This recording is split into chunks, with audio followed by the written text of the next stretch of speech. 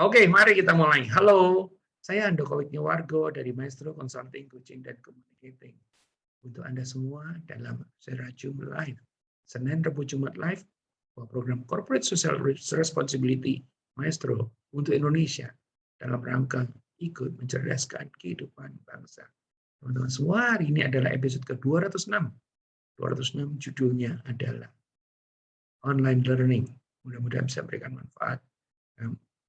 Sekedar pengantar bahwa online learning ini tidak hanya merupakan sebuah tren sesaat, melainkan akan menjadi sesuatu yang permanen dan akan makin meningkat.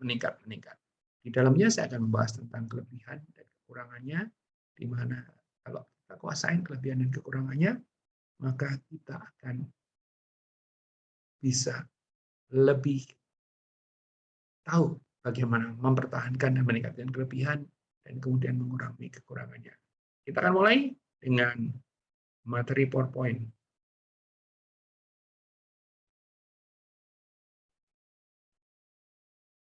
Oke, jadi materi PowerPoint kita 206. Yes. Ada sayanya belum cukup besar. Segini kah? Cukup? Oke, baik. Teman-teman semua, online learning, Senin 26 Juli 2021. Nah, saya akan langsung membahas sebuah artikel yang ada sumbernya di situ. Strengths and weaknesses of online learning. Jadi kekuatan-kekuatan dan kelemahan-kelemahan daripada online learning. Ya, kenapa kok straight to the point? Ya karena itu. Ya, kalau kita tahu kelebihannya apa, kita tahu kekurangannya apa, maka kita bisa menjalani, mempertahankan kelebihannya pada saat sama, atau bahkan meningkatkannya. Dan pada saat yang sama kita bisa mengurangi kekurangan-kekurangannya. Ya, materinya sebetulnya panjang sekali, tapi justru itulah maka saya pikir mau dipotong bagian jadi straight to the point dengan kelebihan dan kekurangannya. Kita iklan dulu ya, materi ini nanti akan sekarang direkam dan nanti akan dipostingkan di Handoko Maestro. Bagi yang belum subscribe, silakan subscribe, ya, kasihlah like, ya, tulislah komen, ya, sharekan kepada mereka yang membutuhkan dan jangan lupa pencet bel. Ya, ini menjadi penting sekali. Kenapa? Karena dengan demikian Anda tidak akan kelewatan materi yang dibutuhkan. Ya, teman-teman semua, kita akan langsung. Ya, kita akan mulai dari apa? Mulai dari kekuatan dulu. Strengths of online learning. Ya, kita mulai dengan kekuatan dulu. Ya, kalau kita bicara soal online learning, maka satu hal yang penting adalah anywhere. Ya, anywhere. Tanpa harus dijelaskan, tapi kita sekarang tahu persis bahwa saat ini saja, ya, kita ada yang datang dari saat ini aja ya, ada yang datang dari Ambon, ada yang datang dari Palu, ada yang datang dari Bali untuk daerah Indonesia Timur, dan ada yang datang dari Padang, ya, ada yang datang dari Jakarta, ada datang dari banyak tempat, ya. Jadi anywhere, bisa di mana saja. Jadi kalau Anda termasuk yang bersyukur, kenapa? Kan Anda sudah terbiasa learning ini, ya. Dengan ini kan, oh iya ya, gitu ya. Dulu nggak pernah kepikir ketemu saya mungkin seminggu 3 kali nggak pernah kepikir. Sekarang ketemu seminggu 3 kali. Ya. Saya juga nggak pernah kepikir ketemu dengan Anda semua seminggu 3 kali. Sekarang terjadi. Karena apa? Online. Ya. Berpartisipasi dalam kelas dari mana saja di dunia. Oh, nggak cuma Indonesia, di dunia. Ya. Saya secara rutin dalam sebulan 3-4 kali ikut forum yang tidak di Indonesia. Ya. Jadi merefresh pikiran. Karena kalau kita nggak refresh, kita tidak bisa berbagi kalau kita itu sendiri tidak ditambahi. Ya. Jadi kita bisa berbagi kalau kita punya banyak. Kita punya banyak kalau kita itu selalu learning, belajar. Format online, nah ini konteksnya sekolah ya, siswa lebih bebas untuk berpartisipasi di kelas ya. Nah, Anda pun juga bebas berpartisipasi sebetulnya ya. Anda bisa nulis, bisa protes, bisa chat, bisa nanya, bisa apa dan sebagainya. hadir di kelas virtual, tidak perlu pergi ke kelas secara fisik. Ya, ini kita tahu lah ya. Anda tidak tahu fisik Anda, di sebagian dari Anda mungkin ada yang pakai celana pendek, kaos oblong, ada yang pakai daster gitu kan, tidak mengganggu ya. Kenapa? Karena kelasnya online ya.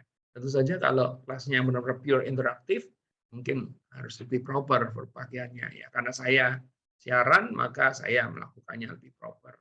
Jadi ini kan saya ada baju, saya ada kaos gitu kan. Betul, kalau tiba-tiba nanti ada acara resmi atau habis ini ada acara lagi, saya tinggal tutup, udah deh, rapi udah. Jadi seperti pejabat pakai batik. Pejabat pakai batik, bukan simpanse pakai batik alias simpatik. Ya, oke, ini yang pertama, anywhere, di mana saja itu bisa.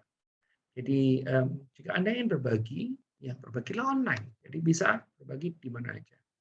Nah, anytime, any place, ya.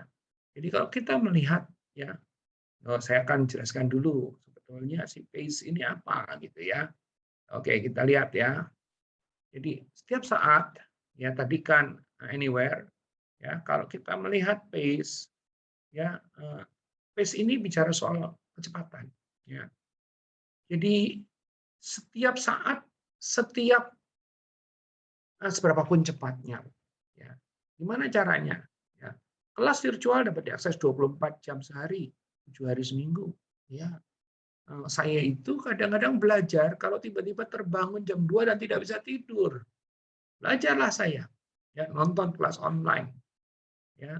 Ada yang live, ada yang nggak live, karena mungkin di belahan lain jam 2 pagi saya itu jam 2 pagi kita atau jam 2 pagi Anda itu ada di sana itu pagi juga live, ada live. Ada juga yang tidak live, ya. Jadi itu yang terjadi. Jadi setiap saat, ya, tidak ada halangan. Dapat mengakses kursus kapan saja, siang ataupun malam. Ya, kebetulan kalau secara Zoom itu adalah selalu malam dan selalu jam 7:30 gitu kan. Tapi secara Zoom ini pada saat dimasukkan di YouTube kan sudah tidak malam lagi, tidak 7:30 lagi. Ya, maka saya nggak pernah greeting, "Halo, selamat malam," gitu. Ya, biarpun waktu Anda ini. Jadi, ya, "Halo, saya Andoko Iki Wargo." Ya, itu kira-kira sana ya. Memiliki akses kuliah terus-menerus, materi kursus dan diskusi kelas. Ini karena konteksnya artikel ini ada artikel untuk sekolah ya. Sinergi, interaksi yang dinamis antara pengajar, siswa, dan di antara siswa itu sendiri. Nah, ini khususnya kalau saya itu mengajar kepada kelas-kelas perusahaan, korporasi, atau organisasi, itu kita bisa bikin, saya mengajar, tetapi saya juga ikut belajar. Jadi prinsip yang saya pergunakan adalah one teach, two learn. Ya, satu orang ngajar, one teaches, ya, to learn. Jadi waktu saya ngajar satu orang, maka yang belajar nggak cuma satu orang, melainkan dua orang. Waktu saya ngajar dengan Anda jumlahnya banyak, maka yang belajar bukan cuma saya doang, bukan cuma Anda doang, tetapi saya juga belajar dari Anda. Ya, nah ini terjadi dalam kehidupan kita. Ya. Jadi makin kaya, ya itu penting. Tapi tentu saja kekayaan tadi mesti bisa dimanfaatkan, ya, diutilize, ya, agar supaya manfaat tadi bisa berguna buat kita sendiri dan juga buat banyak orang. Sumber daya dan ide yang dibagikan bersinergi dan berkelanjutan. Ya, kalau kita mau berkelanjutan, kita nggak usah pakai contoh yang lain-lain, ya kan? Ada yang mengikuti, kita sekarang sudah 206.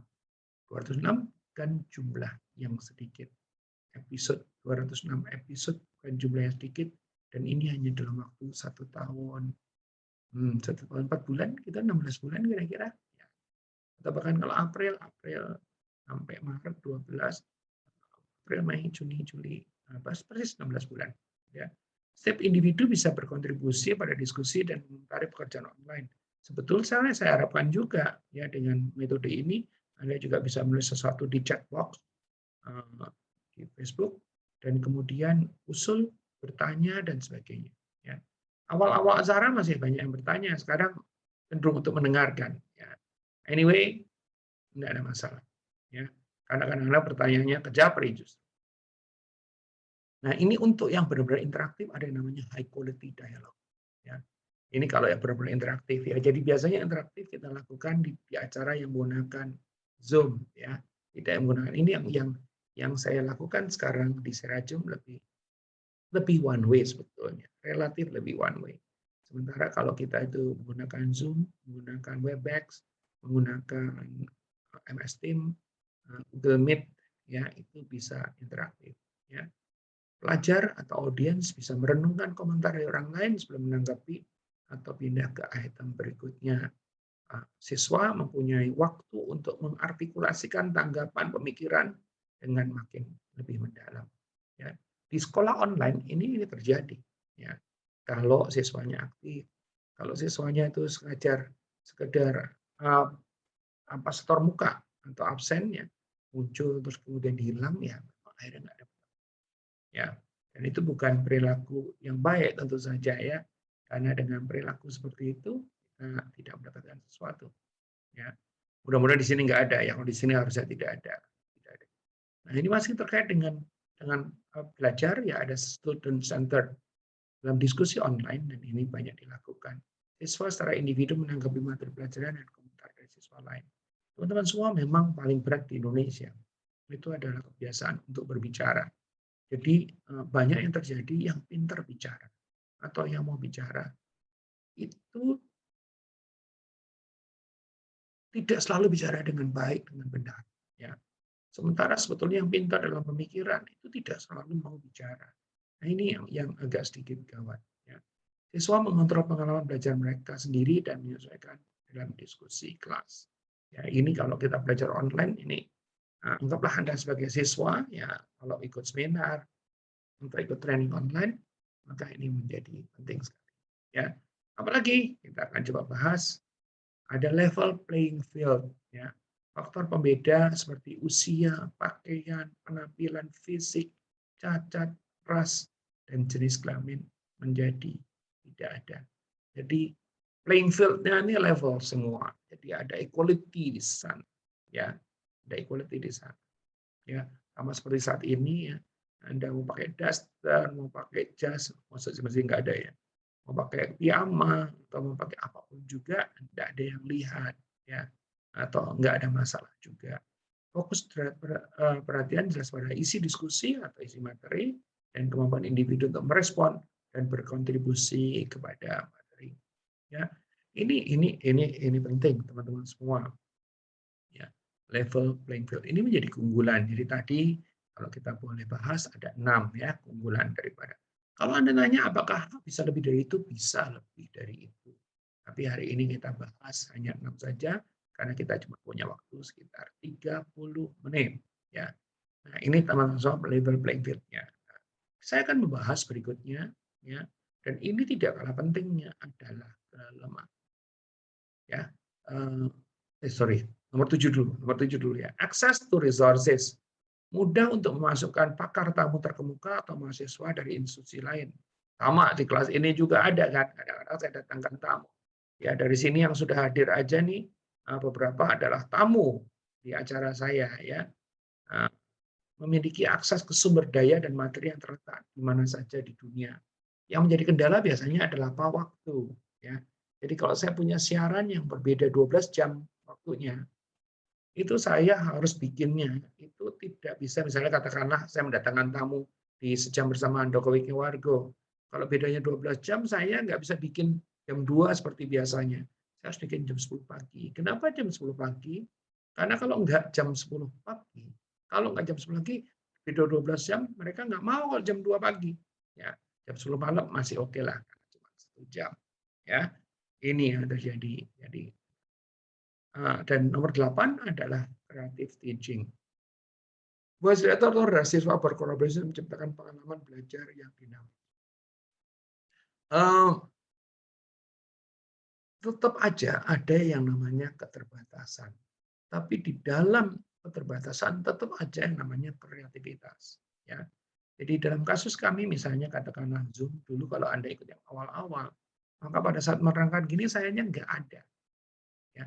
Tetapi dengan teknologi misalnya katakanlah kita sekarang pakai Zoom, Zoom-nya ini mempunyai fasilitas atau fitur yang saya bisa ada di dalamnya, maka saya bisa ngobrol dengan Anda, saya bisa berinteraksi dengan Anda, sementara salah kebalik, materinya ada di salah ke sana. Ya, itu dia. Ini kebiasaan yang saya masih belum hafal adalah karena mirroring ya, juga ketukar. Baik, teman-teman semua itu yang terjadi, creative teaching. Itu tadi ada 8 yang bicara tentang kelebihan. Mari kita bicara tentang weaknesses. Weaknesses of online learning. Baik teman-teman semua yang menjadi kelebihan harus kita pertahankan. Kita bersyukur bahwa ada kelebihan itu sehingga kita 206 kali sudah bertemu. Ya, tidak pakai ongkos, ya, pakai secara digital. Ya. Teknologi ini balik lagi terkait dengan sekolah ya, teknologi memang menjadi kelemahan adalah tentang keberadaan atau tentang ketersediaan teknologi. Dan equity and accessibility itu teknologi. Jadi nggak semua tempat, nggak semua pundak itu punya kesamaan dan juga akses ke teknologi. Jadi ada teman-teman saya di daerah tertentu, ambillah contoh di Papua gitu ya. Setiap kali ada acara bilang, aduh, masa di kami itu sinyal, masa di kami itu sinyal. Ya. Kurangnya akses, baik karena alasan ekonomi atau alasan logistik, lingkungan pedesaan dan sosial ekonomi rendah misalnya. Ya, alasan ekonomi ada juga nggak ada misalnya. Ada teman yang kalau misalnya katakanlah berinteraksi dengan WhatsApp tidak masalah, tapi begitu menggunakan Zoom dia bilang, saya cuma punya pulsa 23.000, 20, saya cuma beli pulsa 23.000 sebulan. Jadi kalau saya pakai buat itu habis belum sehari. Nah, itu yang menjadi kendala juga. Ya. Nah, gimana cara solusinya ya? Ada WiFi mestinya, ya, tapi kan nggak segampang itu. Ya, partisipasi dalam program online tidak akan merata untuk seluruh siswa. Ini juga saya alamin pada saat saya mengajar untuk waktu itu adalah sekolah di daerah Ruteng, ya, ada sekitar 300-an murid, itu ada yang bisa muncul wajahnya, ada yang dengar suaranya aja nggak bisa, ada yang ini. Nah ini selalu menjadi masalah. Ya, Anda bersyukur bahwa Anda selalu bisa dan nggak masalah. Ya, ini sesuatu yang sangat patut untuk disyukuri. Masih terkait dengan teknologi adalah computer literacy. Baik siswa maupun fasilitator harus memiliki tingkat pengetahuan komputer betul. Jadi kami kalau bikin acara untuk orang-orang yang baru melek teknologi atau baru menguasai ini. Jadi kadang itu ya acara sejam gitu ya. Itu 30 menit pertama cuma heboh gimana cara nyalain audionya, videonya, gimana cara matiinnya, gambarnya nggak ada gitu kan. Padahal semuanya cuma harusnya bisa belajar. Ini sangat berasa sekali pada saat di awal-awal dulu. Ya. Tapi sekarang harusnya sudah terlalu banyak. Jika mereka tidak menguasai teknologi ini, mereka tidak akan berhasil dalam program online. Ya, kalau sinyalnya kacau, nggak menguasai tentang teknisnya, teknologinya, tentu saja akan mengalami kesulitan, ya, dan ini kasihan jadinya. Ya, nah, apakah kita boleh menyalahkan orang lain? Tidak, kita harus menyalahkan diri sendiri. Ya, suatu hari saya dengar cerita tentang seorang pelajar yang tinggal agak sedikit jauh. Kebetulan yang menarik adalah Pak pelajar ini setiap jam tertentu, setiap jam sekolah, dia selalu pergi ke tempat ibadah dekat rumahnya dia, ya, untuk mendapatkan akses. Ya, jadi ada kemauan bisa, ya. Terus kemudian penguasaan teknologi, Anda juga mau belajar. Nah, termasuk di sini barangkali kalau ada yang, aduh, tiap hari dikatain YouTube, YouTube, YouTube, gimana? Aduh, YouTube itu gampang sekali. Modalnya cuma akun Gmail, mendaftar, punya akun YouTube, kemudian Anda bisa subscribe dari kanal saya, Anda bisa mendapatkan free of charge. Sama sekali free, nggak perlu bayar. Kalau ditanyain, mau bayar nggak? Pilihlah yang skip trial. Ya, jadi nggak perlu bayar. Nah, teknologi juga terkait dengan limitation of teknologi, kendala teknologi dapat terjadi seperti koneksi internet yang melambat atau gagal, ya, saya bersyukur di sini kita punya tiga providers, di mana tiga providers tadi hidup tiga-tiganya, sehingga dengan hidup tiga-tiganya maka kita jadi relatively jarang terganggu. Ya.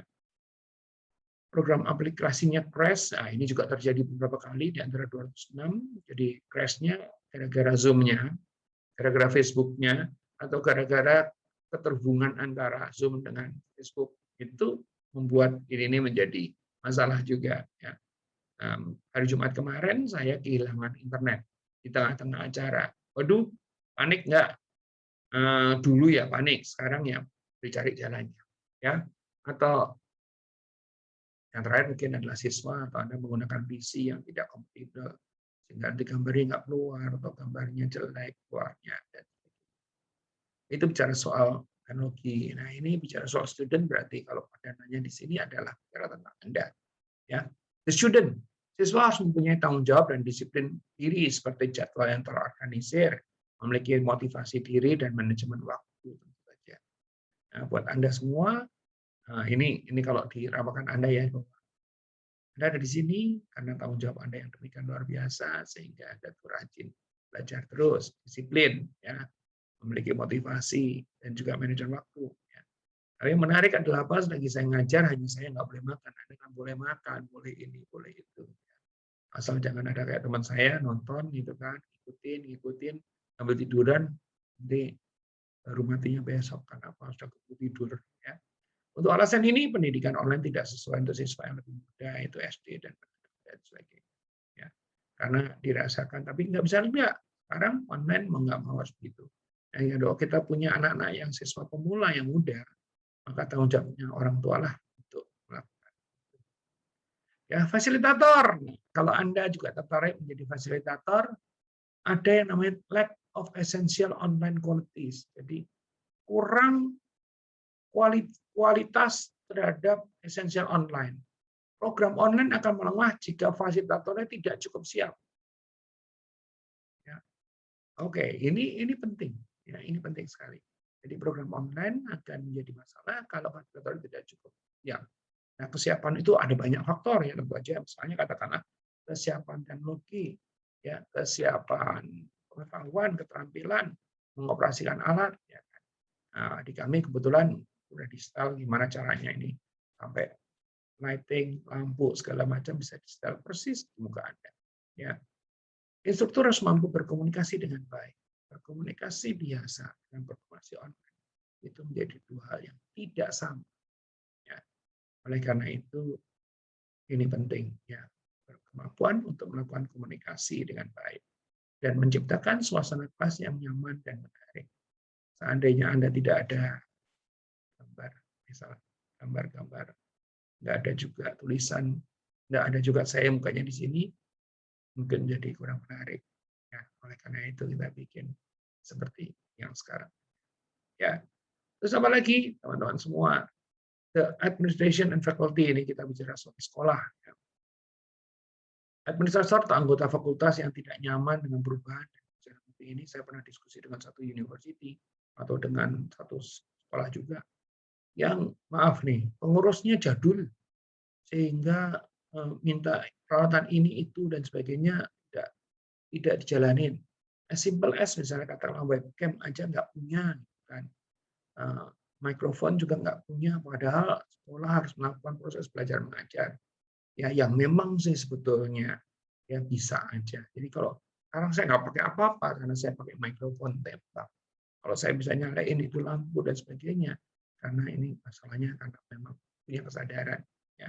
Institusi yang tidak menyadari pentingnya pelatihan fasilitator dan keterbatasan ukuran kelas dalam menghambat keberhasilan program online. Ya.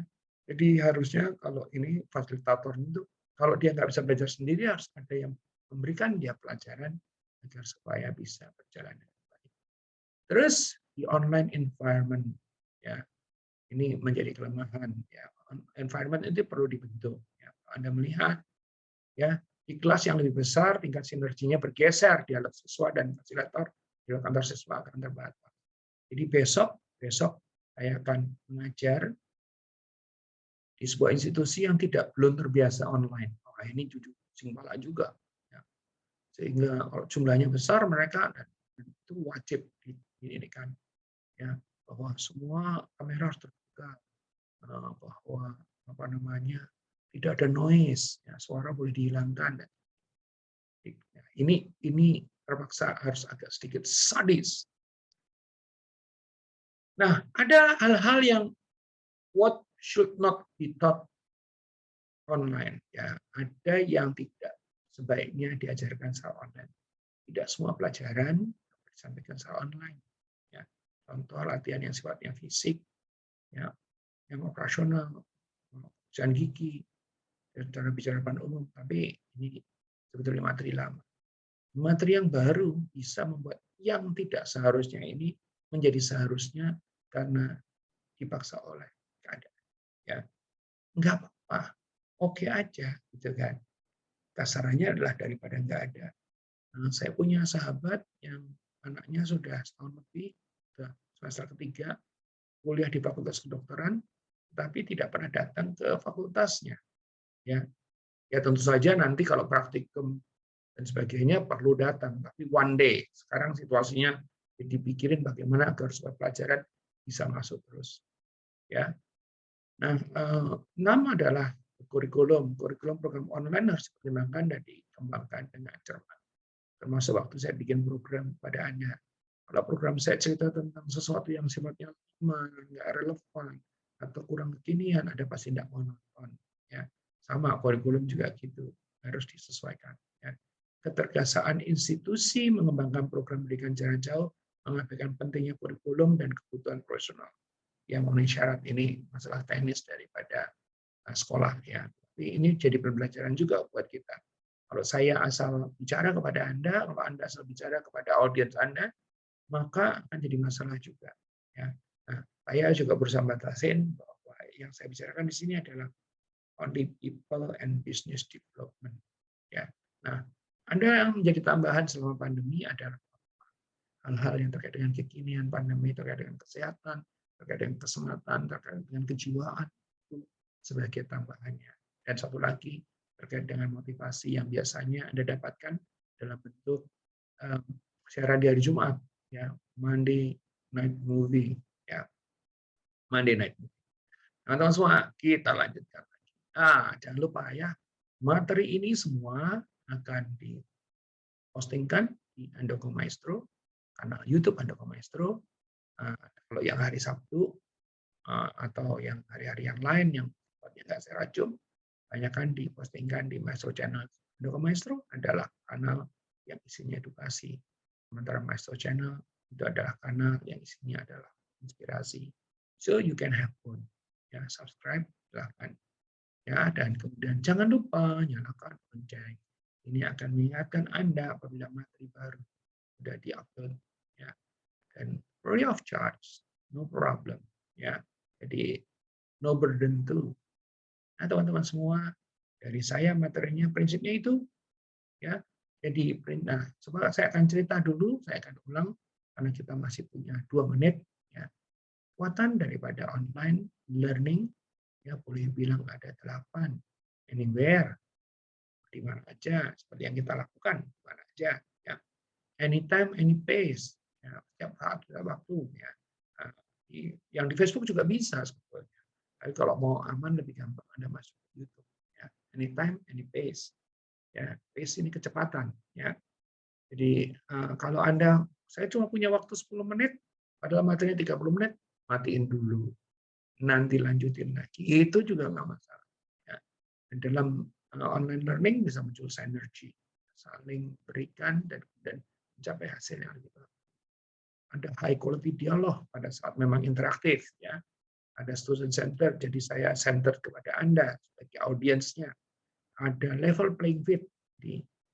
Ya ini mesti di set, ya, level playing field ini. Jadi Anda bisa latar belakang apa aja tetap belajar. Ya.